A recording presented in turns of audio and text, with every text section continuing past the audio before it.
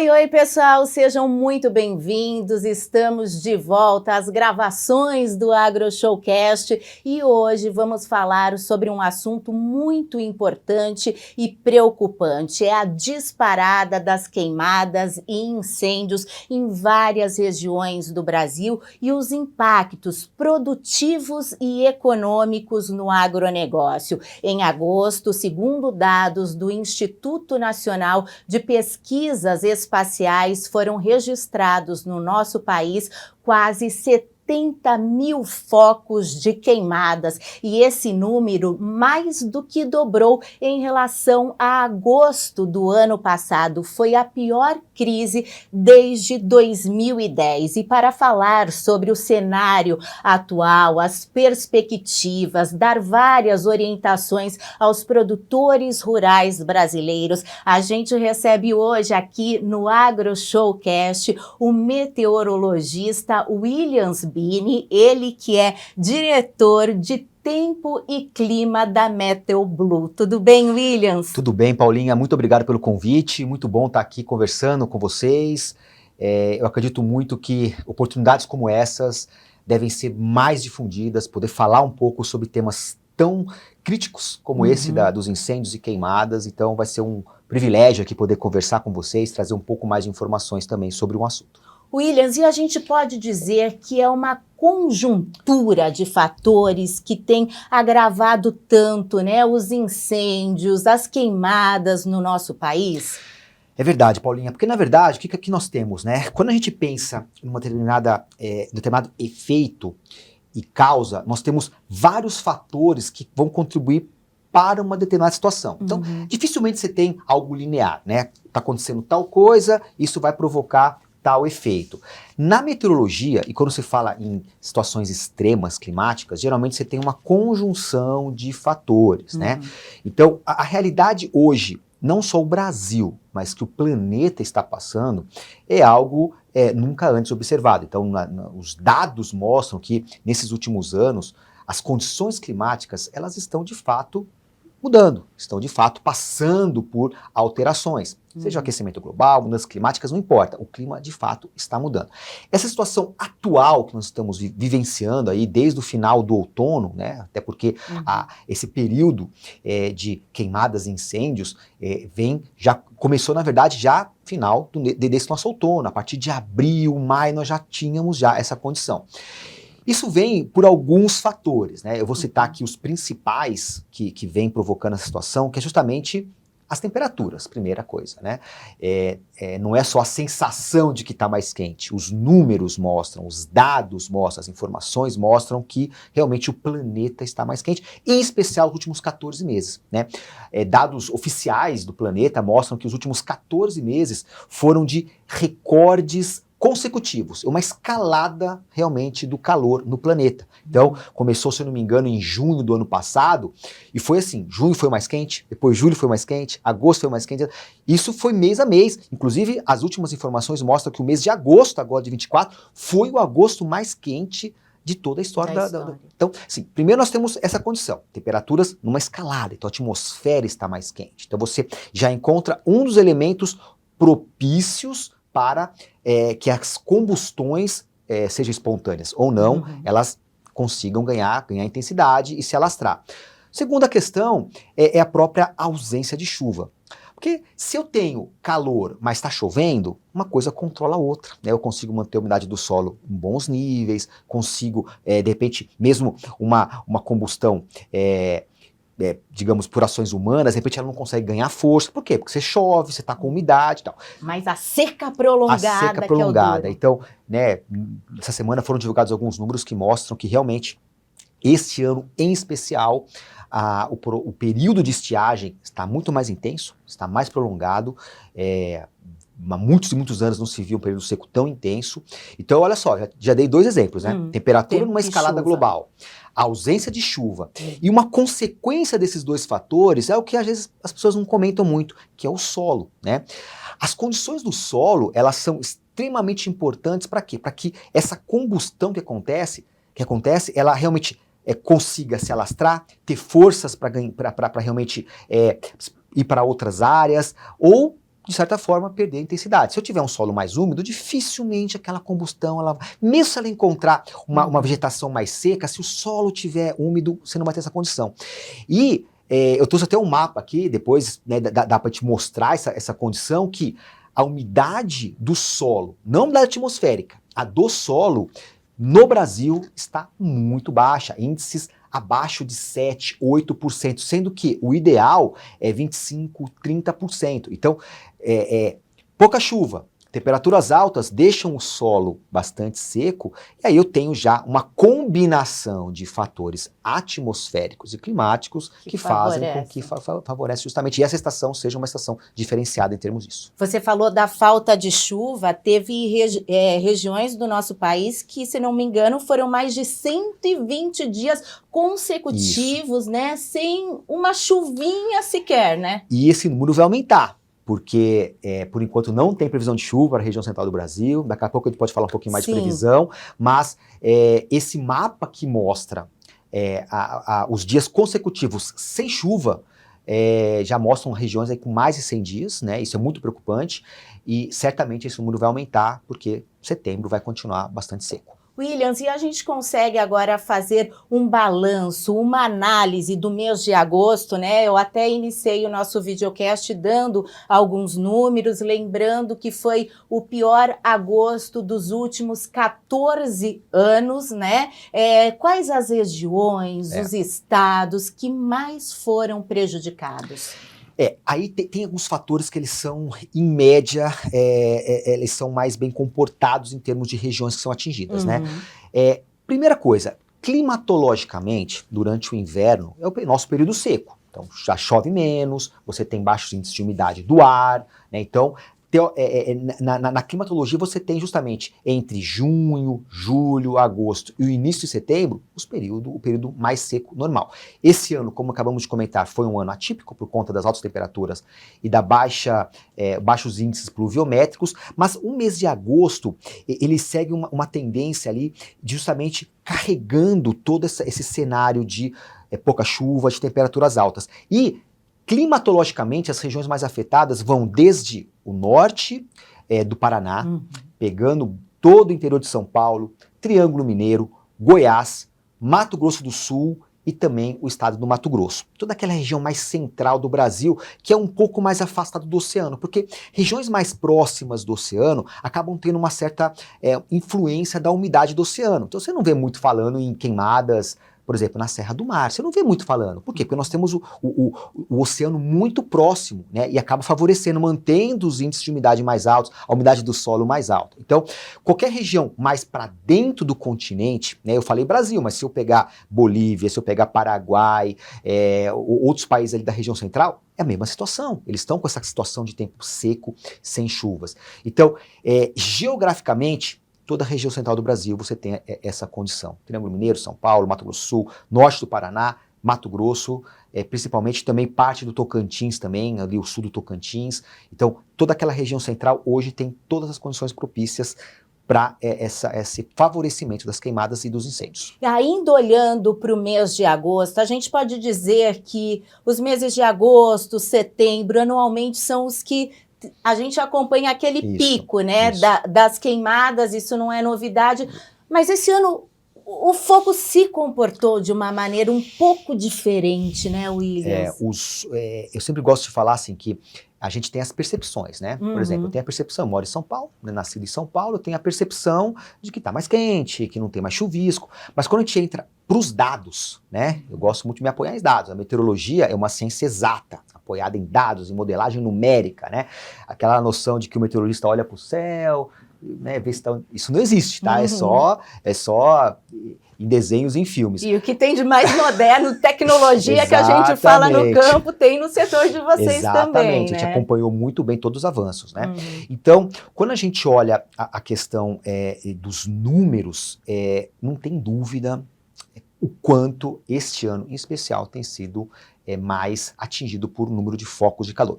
Agora eu mudei a palavra, focos de calor. Por que isso, né? Então como que a gente mede, né? Por exemplo, temperatura, né? A gente tem as estações meteorológicas espalhadas pelo Brasil, chuva, mesma coisa, umidade do ar, mesma coisa. Então a gente consegue medir porque nós temos equipamentos que medem as condições atmosferas espalhadas no Brasil. Até tem produtores que têm suas estações meteorológicas, então ele consegue ter uma noção de como é o clima, quanto choveu. Agora, quando a gente fala de queimadas, incêndios, focos de calor, eu não tenho equipamento que mede.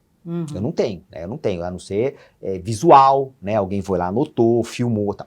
Como que a gente mede isso? A medição não é feita a partir da superfície da Terra. Essa medição é feita a partir de satélites.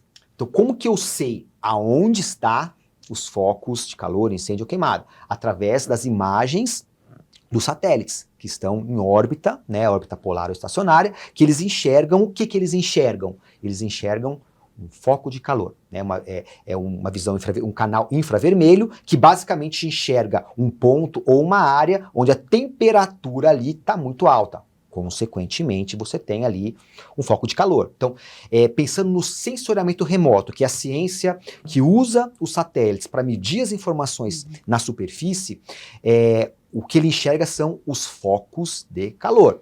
E essa medição, ela é muito precisa, porque hoje nós temos, né, toda a sorte, a meteorologia tem o acesso a, eu diria, centenas de satélites já em órbita, todos eles medindo informações ambientais, e quando o INPE, por exemplo, vem com números, são números reais, na qual os satélites mediram. Então não foi uma coisa que vista na mídia, ou que foi coletada visualmente, não, são números objetivos, técnicos. E a comparação desses mesmos números com relação aos últimos anos e últimas décadas mostra claramente um aumento exponencial desses focos de calor que os satélites pegam. Tudo isso que você acabou de explicar, eu vou até pedir agora para o nosso diretor colocar imagens gerais, que tem o mapa do nosso país, né? Foi essa imagem que a gente escolheu, o diretor vai colocar já já para a gente essa imagem aqui, para a gente ver esses focos de calor, né? Exato. Tudo isso que está aparecendo em vermelho no vídeo são Exatamente. os focos de calor. Exatamente, que os satélites, não é um satélite só, é uma combinação de satélites, então tem toda uma ciência por trás para poder gerar mapas como esse, que servem de estatística quando eu vou comparar um mês ou outro, uma evolução. E outra, serve muito também para eu ter uma noção, por exemplo, de como os biomas estão sendo afetados, né? Quando a gente fala de Pantanal, por exemplo, a gente consegue ter uma noção, pegando o bioma do Pantanal, ver qual foi a evolução ao longo desse ano, ao longo dos últimos anos, né? E lógico, nós podíamos explorar um pouco mais, né? As imagens satélites conseguem ver até, comparar parte de retirada de árvores, por exemplo,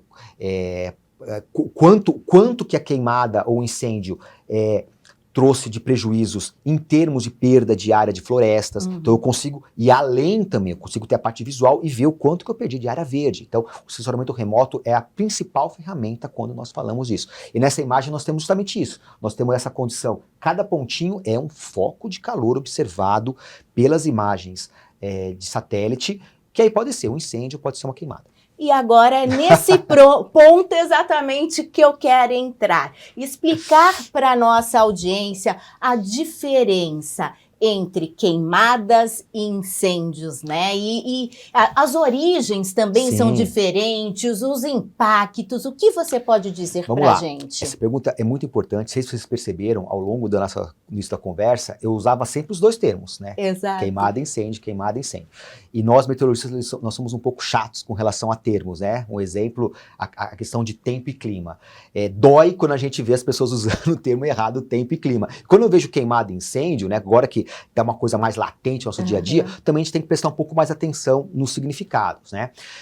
De forma muito geral, quando a gente fala em queimada, é algo programado, né? É algo que foi planejado, geralmente pela ação do homem, com algum propósito, né? De repente uma ação ali para manejo, né? Ou mesmo fazer uma queimada para queimar, sei lá, né? Tem ações dentro da agricultura que acabam usando esse tipo de coisa. Então a queimada é uma ação feita pelo homem, programada e desejada. Já o incêndio é aquilo que é incontrolado. é incontrolável. Na verdade, é algo que pode, normalmente é uma ação espontânea, né? Que não tem como a gente ter um controle daquilo, né? Claro que muitas vezes, aí vem uma atenção, muitas vezes a queimada, que teve um propósito de ser uma coisa controlada, ela pode virar um incêndio.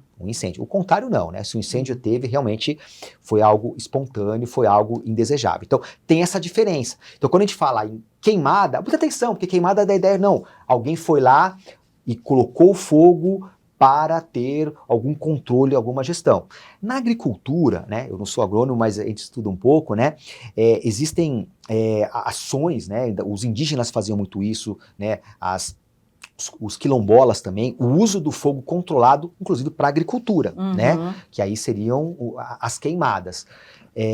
Logicamente, hoje em dia, dependendo da magnitude, isso é muito criticado, porque a gente não tem muito bem o controle do fogo para que ele fique 100% controlado. Ainda mais quando a gente vê as atuais situações climáticas que nós temos. Solo seco, sem chuva, temperaturas altas. Então, mesmo se eu quiser fazer um fogo controlado, uma queimada, vai ser muito difícil ter o controle disso. Né? A atmosfera não está contribuindo para que eu tenha o controle, justamente o contrário, ela está contribuindo para que eu perca o controle de qualquer ação humana com relação a fogo. Então, a recomendação é evite fazer queimadas, porque essa queimada pode se transformar num incêndio muito facilmente. Esse é o ponto principal que a gente enxerga. E toda essa situação, né, é triste, é preocupante e se torna ainda pior quando a gente pensa, né, que existem incêndios criminosos no nosso país. Hoje existem no Brasil 33 inquéritos para averiguar tudo isso. Eu sei que você,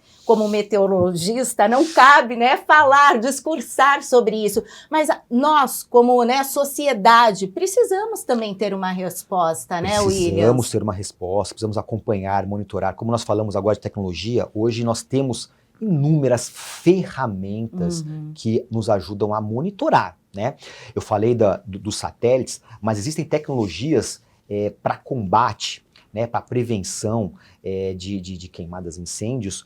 Existem tecnologias hoje que te ajudam a monitorar através de imagens de alta resolução, justamente a hora que tem o primeiro foco de fumaça, instantaneamente já são tomadas ações, né? As brigadas vão até lá, então você tem um monitoramento mais preciso.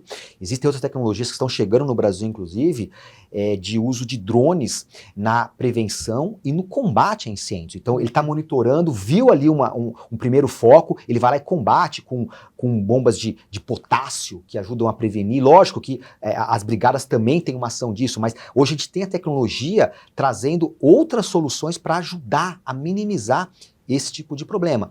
Eu queria puxar um outro gancho aqui, Paulinha, se você me permite, né? Nós falamos no começo a questão da escalada de temperatura no planeta, né? Muito calor. E quando a gente olha esse tipo de mapa, né? Acho que está aqui atrás de mim ainda. Aqui. Esse tipo de mapa, quando a gente olha todo o planeta, a gente tem uma situação muito semelhante, né? É que, logicamente, os olhos do planeta estão voltados para o Brasil, né? A maior biodiversidade do planeta ainda está no Brasil, né? Outros países já passaram por esse momento, já não tem mais, né? Então, logicamente, o planeta está de olho, né, no Brasil, mas se nós olharmos outros continentes, outros países, o próprio hemisfério norte, nós vamos ver situações muito parecidas com essa, né? Inúmeros focos de calor, sejam queimadas ou incêndios, estão acontecendo também na faixa leste dos Estados Unidos, nós temos bastante, claro que é uma magnitude diferente, mas também tem por lá. O próprio Oriente Médio também, a região equatorial da África, aquele cinturão, onde tem uma floresta tropical também ali, lógico que não é uma floresta amazônica, mas é uma floresta riquíssima também na África, está com uma condição muito semelhante à nossa floresta amazônica. Então, aonde eu quero chegar, né? As condições climáticas, elas não estão apenas afetando o Brasil, o nosso ecossistema, a nossa biodiversidade. As condições climáticas, elas estão alterando o planeta de forma geral, a ponto de situações como essa que nós temos no Brasil também estaria acontecendo em outros planetas, em outras partes, né, do planeta, trazendo também inúmeras consequências negativas por conta disso, né? O que eu quero dizer é o seguinte, já que está acontecendo lá fora, vamos ignorar? Lógico que não, né? Longe disso. O que nós queremos aqui alertar é que isso que nós estamos vendo é um fator global. São condições climáticas globais e que no Brasil tem um impacto muito grande. Por quê? Porque nós temos a agricultura crescendo, né? Nós temos um potencial enorme, nós temos aí números que mostram que esse ano nós devemos bater recordes de produção de grãos, apesar das condições climáticas, e você vê um elemento que pode atrapalhar, né? Que pode trazer uma dificuldade. Então, logicamente, existe uma preocupação, e falando em floresta amazônica, Pantanal, né? Existem questões aí que mostram que se a gente perder um pouco mais da floresta amazônica, a gente vai chegar num ponto sem volta, né? O chamado tipping point, né? Um ponto onde a floresta não conseguiria mais voltar às origens, né? Então tem várias questões aonde as queimadas no Brasil têm um impacto muito grande. Williams, você falou, né, que os olhos, as atenções do mundo estão voltados para o Brasil e, consequentemente, para o nosso agronegócio, né? Somos a potência que todo mundo sabe, o agronegócio é o setor mais prejudicado com as queimadas, com os incêndios, né? Ontem mesmo eu estava acompanhando uma entrevista do secretário de Agricultura falando que os prejuízos, as perdas aqui no estado de São Paulo já ultrapassam a casa dos 2 bilhões de reais. Foram mais de 8 mil propriedades rurais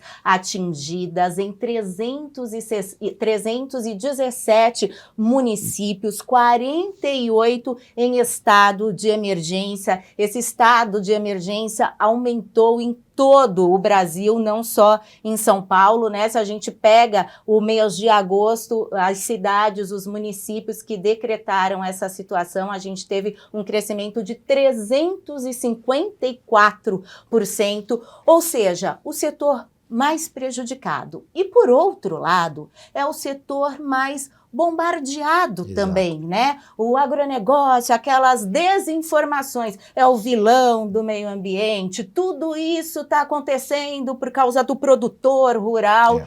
Então, eu queria que você fizesse uma análise, você que acompanha tão bem, né, o tempo, o clima, e acompanha também de perto o trabalho dos nossos produtores. Sim.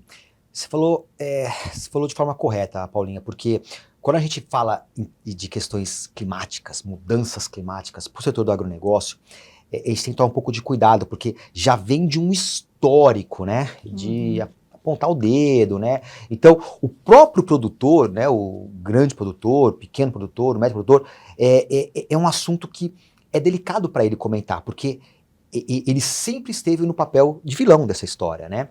Eu tenho tido a oportunidade nos últimos anos de falar muito com esse setor, né? Nos últimos anos eu tenho trazido muita temática de clima, mudanças climáticas para esse setor tão importante do nosso país.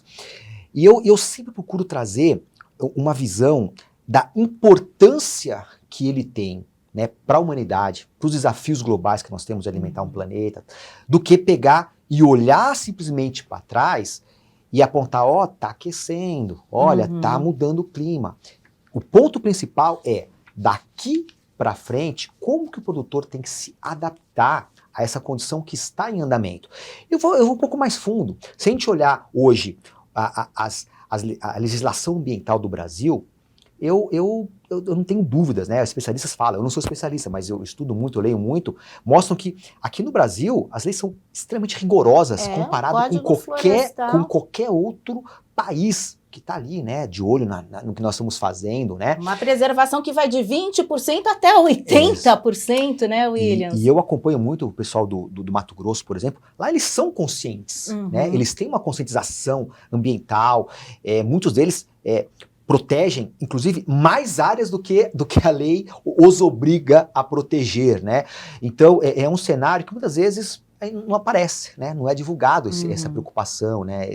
Tudo isso. Então, é mais um ponto para que a gente tenha oportunidades como essa aqui, conversando com você, né? No seu podcast, de poder ir um pouco mais a fundo, trazer um pouco mais de detalhes técnicos com relação a como funciona isso, né? Então, nós estamos vendo que o clima está mudando no planeta e vai afetar uma cadeia extremamente importante e delicada, que é o agronegócio, e a gente tem que tentar vislumbrar que não é ali o fato dele estar tendo problemas de queimadas, que ele foi o causador, ou por conta... De forma alguma, né? Eu já vi comentaristas falando, poxa, que produtor é louco de querer botar fogo na própria... que isso prejudica, né, a qualidade do solo, né? Então, vários fatores que muitas vezes ficam restritas, né, a alguns nichos ali, e de forma geral a sociedade acaba não tendo uma ideia mais detalhada do que realmente acontece. E acaba viralizando as famosas fake news, exatamente, né? Exatamente. Williams, vamos falar agora um pouquinho sobre previsão para esse mês de setembro. A gente falou sobre várias ondas de calor e parece que vem mais uma. Vem mais uma. Até eu estava brincando, né, antes, conversando com você, que eu já perdi as contas, nesse ano 2024, quantas ondas de calor nós tivemos. Eu confesso que até ali para fevereiro, março, eu tinha na cabeça, era 4, 5 ondas de calor. Já perdi a conta, né? Porque realmente esse é um dos fatores climáticos que estão cada vez mais frequentes e mais intensos, né? Os picos de calor acontecendo. Só para a gente explicar o que seria uma onda de calor, né? Onda de calor é quando eu tenho pelo menos 5 dias consecutivos onde a temperatura máxima está 5 graus acima da média. Por exemplo, se setembro a média é 25 graus e a temperatura ficou acima de 30 durante mais de 5 dias, eu tenho uma onda de calor, né? Isso aconteceu muito ao longo desse ano. Então nós permanecemos acima da média durante muitos períodos e vai acontecer isso semana que vem, tá? Então para a semana que vem nós temos temperaturas muito altas, não só na região central do Brasil. São Paulo, por exemplo, vai ter temperaturas próximas de 40 graus. A capital paulista pode ter temperaturas também chegando muito próxima de recordes. Nós vamos ter no centro-oeste temperaturas acima de 45 graus, 46, 47 graus. Realmente muito calor, muita tensão com relação ao início da semeadura, né, nesse momento. Mas olhando o mês de setembro como um todo, né? Então eu vou sair da escala de tempo, né, só para diferenciar tempo e clima. Tempo quando eu falo dos próximos dias, né? Um dia mais quente. Quando eu penso no clima do mês de setembro, os modelos estão indicando que eu vou continuar com temperaturas acima da média, então vai ser um mês onde todo o Brasil, tá? Todo o Brasil vai ter temperaturas acima da média.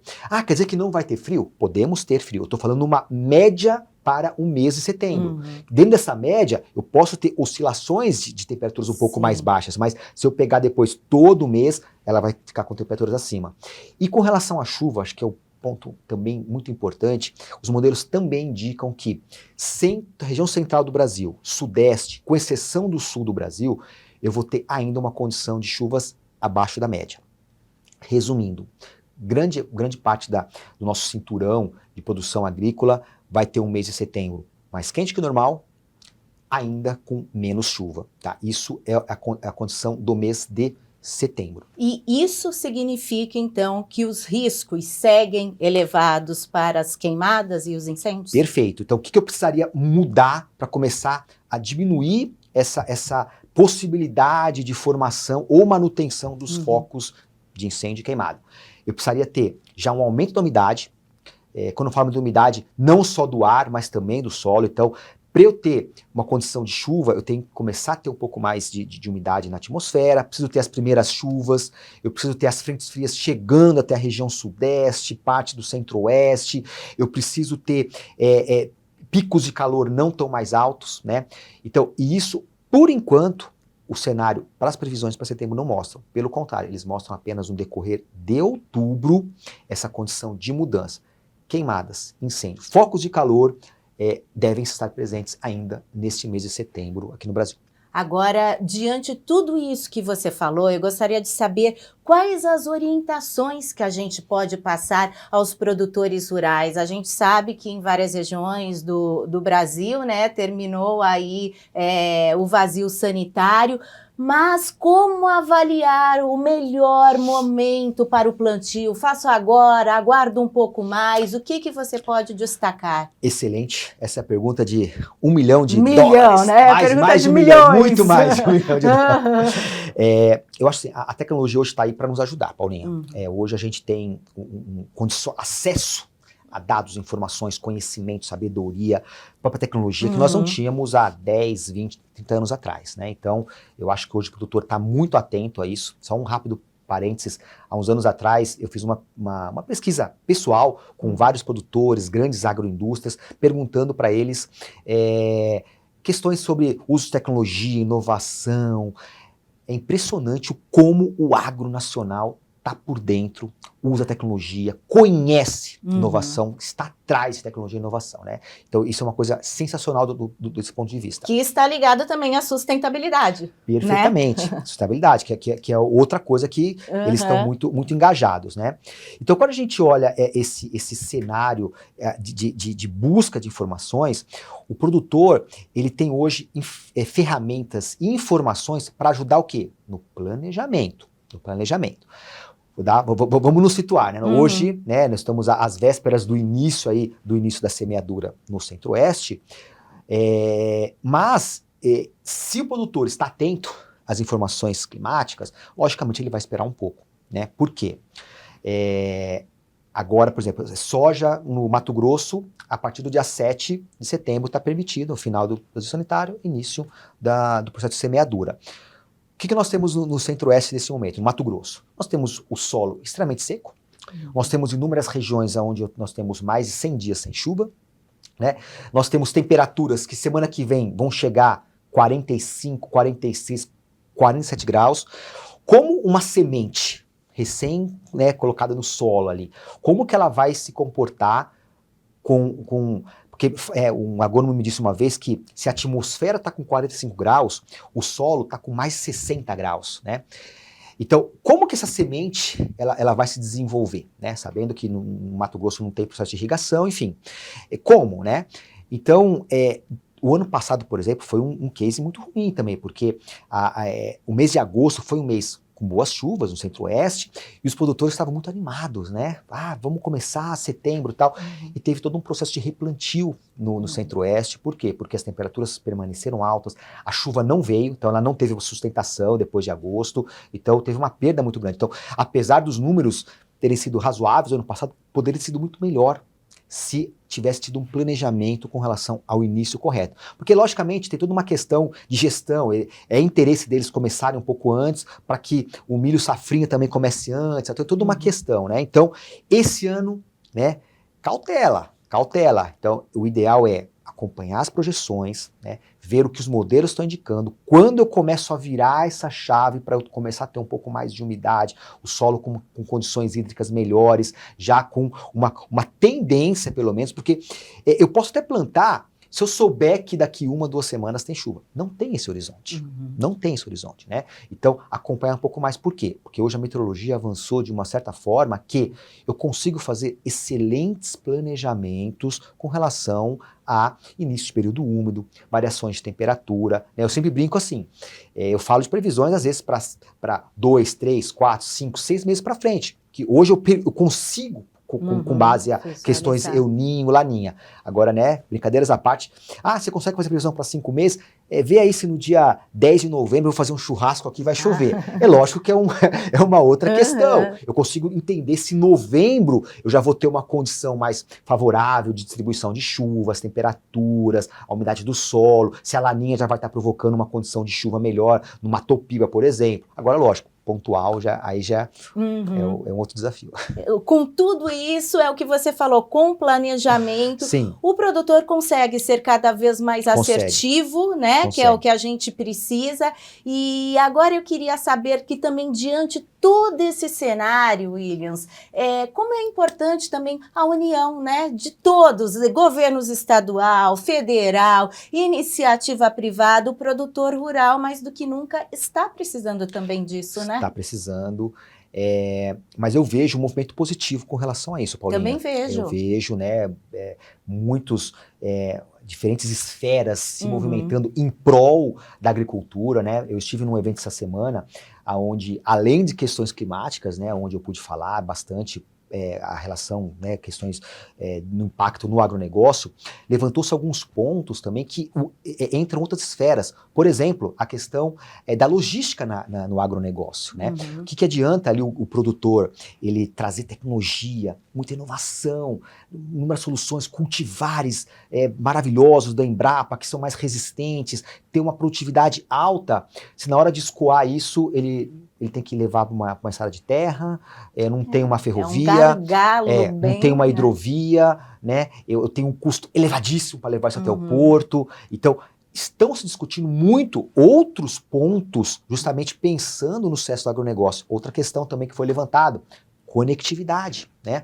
Você vai para o interior do Brasil, né? Você já andou muito pelo interior do Brasil, sabe a dificuldade que é. Às vezes você sai de uma cidade, ou na própria cidade, você não tem conectividade, né? Então você imagina o homem do campo ali que tem uma estrutura tecnológica tremenda, de georreferenciamento, que precisa se comunicar, que você não tem. O que eles acabam fazendo? Fazendo investimento próprio, né? Trazendo ali as torres de comunicação dele mesmo. Por quê? Porque ainda não tem essa facilidade na comunicação. E aí nós ficamos alguns passos atrás de países desenvolvidos, né? O próprio Estados Unidos, né? Ali a conectividade é 100%. Ali eles têm ferrovia, têm hidrovia. Então, a gente tem que estar muito atento além do planejamento que o produtor está tendo, logicamente tem outras esferas, que é entre o que você falou, que tem que se conversar, tem que se ajustar, para que realmente nós já somos campeões em vários aspectos do agronegócio, né? Para que a gente mantenha esse pódio e sejamos cada vez mais representativos nesse desafio que nós temos como humanidade de alimentar um planeta com a população crescente, né? Daqui 2050 nós seremos 10 bilhões de pessoas, vamos ter que dobrar a produção. Dobrar. Então, é o desafio e nós vamos ser os principais atores dentro dessa solução desse problema. Bom, agora, para a gente finalizar, vou te fazer uma pergunta complexa, mas queria saber a sua opinião. Claro. Diante de tudo que a gente conversou aqui hoje, quais são os desafios em busca de soluções concretas para essa questão? Questão queimadas e incêndios. Questão queimadas e incêndios. Eu sempre falo, Paulinha, que com a mudança que já está em andamento do clima, né? Eu sempre falo que nós estamos vivendo já uma nova era climática, né? Nossa geração está tendo, não vou dizer o privilégio, mas está tendo esse momento de que estamos realmente numa nova era, né? Uma nova situação climática. E além de mitigar riscos, né? A gente tem que se adaptar. Então, não é uma questão mais de poxa, olha, o clima está mudando, então deixa eu pensar aqui o que eu posso fazer para evitar. Não, pula, vira a página, vira a página. Eu tenho que já começar a pensar, me planejar, a como me adaptar para esta nova situação climática, né?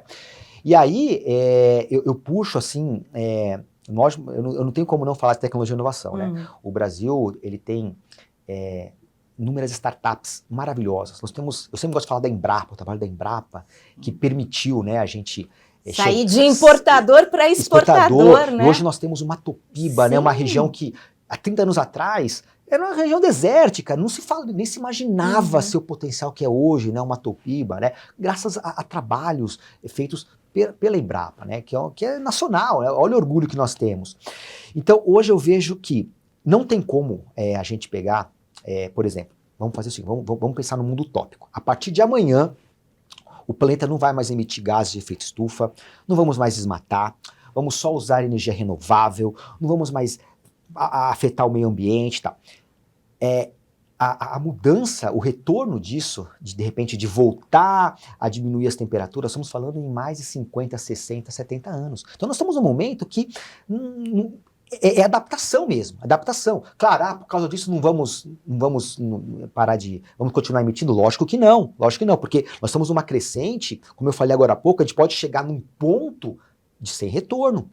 Aí eu nem me arrisco a dizer o que aconteceria com o planeta, né? Se eu atingir um ponto onde a atmosfera não consiga mais se recuperar, né? O clima realmente passe de um ponto de instabilidade, enfim. Nós temos o quê? Nós temos que estar cientes dessa questão. Temos que nos adaptar a essa nova questão, estar cientes de que tem muita gente trabalhando em prol de como gerar tecnologias, trazer inovação para que a gente esteja preparado para este novo cenário. Não vamos conseguir controlar o clima, tá? Não adianta, por mais que a gente avance, o clima é a principal variável, né, para o agronegócio, mas é uma variável incontrolável. Mas a gente pode tentar ir se adaptando ao que está acontecendo, né, em termos climáticos. A sua pergunta é muito difícil responder, foi muito capciosa, mas eu acredito muito que a gente tem que estar ciente desse momento na humanidade que nós estamos passando. E o fato de estarmos discutindo isso abertamente, né, poder levar isso, é um passo tremendo para que daqui 20 anos a gente volte aqui no seu podcast falando, ó, resolvemos o problema de alimentar o planeta, né, o clima é um obstáculo, mas conseguimos nos adaptar a isso e realmente vamos seguir como líderes nesse processo de alimentar o planeta. Williams, olha, eu só tenho que te agradecer por essa aula aqui hoje tão produtiva, te parabenizar pelo seu trabalho, como a gente disse ao longo dessa gravação, um trabalho de suma importância para os produtores brasileiros, para que todos possam se programar a curto, médio, longo prazo. Então, que Deus continue te abençoando, as portas estão sempre abertas, toca aqui, estamos juntos, viu? Eu que agradeço, muito bom, parabéns aqui pelo ambiente, muito bacana a conversa, saiba que você também está tendo um papel extremamente importante, relevante para o agronegócio, né, trazendo essas informações e conte comigo sempre que precisar. É isso aí, obrigada. Bom, gente, você que assistiu até agora o nosso bate-papo, chegou a sua vez de disseminar conteúdo importante, verdadeiro sobre o agronegócio brasileiro e hoje focando aqui nas queimadas e os incêndios que estão afetando o nosso país e, como o Williams disse, o mundo. Muito obrigada pela audiência, a companhia, o carinho de vocês e até semana que vem. Beijo grande, tchau, tchau!